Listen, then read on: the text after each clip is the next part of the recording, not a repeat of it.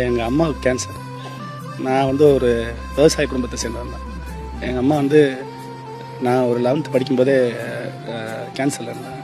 எங்கள் அப்பா இருக்கிற நிலத்தை ஃபுல்லாக விற்றுட்டார். அப்போ நிலத்தை விற்று எல்லா இடத்துக்கும் போயிருக்காரு. ஆனால் எங்கள் அம்மா எப்படியாச்சும் நானும் ஹாஸ்பிட்டலில் டாக்டர் பார்க்காத டாக்டர்ஸ் இல்லை, எல்லா டாக்டர்ஸையும் பார்த்துட்டு. ஆனால் எங்கள் அப்பா வந்து என்னன்னா யாராச்சும் ஒரு ஆள் நல்லா பேசுவாங்களா.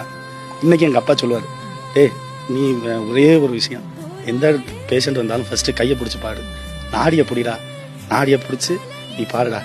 எனக்கு அதுதான்டா, யாருமே நம்மளை தொட்டு கூட பார்க்கல, ஆனால் நீ நாடியை பிடிச்சி பாடு, பேசு, அதுக்கப்புறம் மாத்திரை எழுது. நீ இந்த பேசாமல் மாத்திரை எழுதாது. எனக்கு முதல் மருத்துவர் எங்கள் அப்பா தான். நீங்க பேசுனதே மனசுக்கு ரொம்ப நெருக்கமானது உங்க அப்பா சொன்னதுதான்.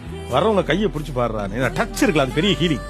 அதுவும் மருத்துவம் தெரிந்த ஒருத்தர் வந்து என்ன தொட்டு பாக்குறாருனாலே எனக்கு பாதி நம்பிக்கை வந்துடும். அந்த வார்த்தை, அந்த சூடே